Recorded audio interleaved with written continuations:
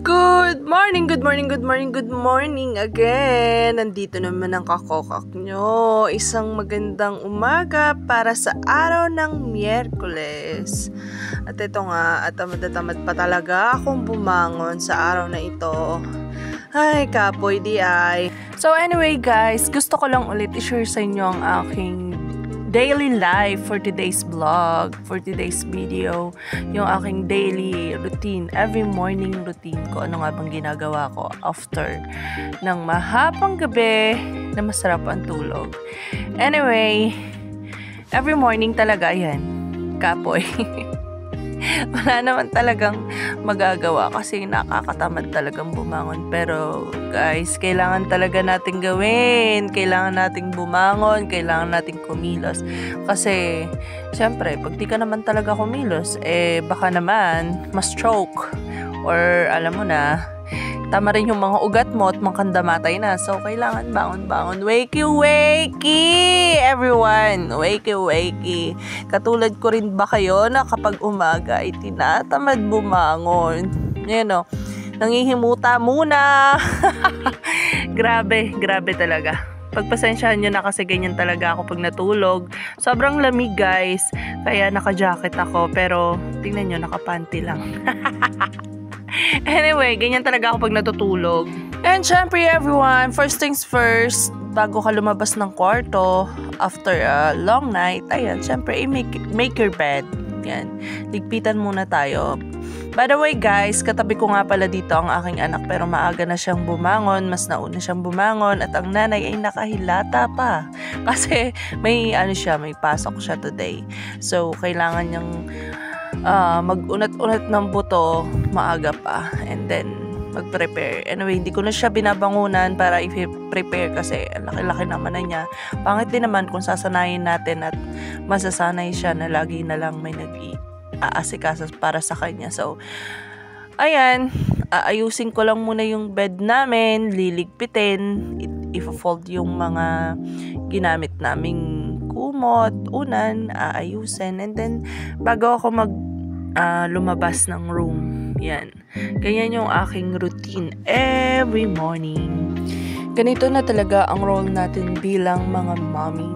Yan. Kahit ayaw natin, kahit i-reject natin tong mga gantong moment, gusto pa nating, alam mo yun, magtagal sa bed, gusto nating ma-experience yung katulad nung dati, na kahit malate ka ng gising, okay lang ngayon, hindi na pwede. Kasi maagang lumande ang person. Kaya, ayan, magtiis. Anyway guys, maliit lang na bagay naman yung ginagawa natin na yan. So, simpleng gawain sa loob ng bahay lang naman yan. Mas mahirap pa rin talaga yung maging isang working mom ka at the same time 'di ba, nanay ka sa loob ng bahay. So parang ito na kasi guys yung pinakapahinga ko after a long month na galing sa trabaho sa Manila. So yan, tamad-tamaran muna tayo dito dahil nasa baluarte niya tayo. And yep guys, ipagbukas ko naman kayo ng bintana para naman maging maaliwalas naman tong kwarto bago tayo lumabas, bago tayo bumaba. Kasi mas maganda pa rin talaga na every morning pagising mo sa umaga, buksan mo na yung mga dapat buksan. Ibukas mo na ang mga dapat ibukas para naman makapasok daw ang biyaya. So ayan na nga, ay ang sarap-sarap ng umaga. Pag gantong umaga yung magigisnan mo, parang ang sarap mabuhay. Hay, kahit napakahirap ng buhay, ang sarap pa rin talagang mabuhay. Pero ayan, kapoy pa rin ang person. Talaga naman, ang sarap kasi rin ninyo. Ang sarap, parang feeling ko ang sarap ng morning breeze. Nafe-feel ko talaga na home sweet home. Ganito na talaga ang buhay namin. Simple lang naman talaga. Hindi natin kailangan maging magarbo. Basta yung okay tayo, kontento tayo, at ayan, at the same time buhay.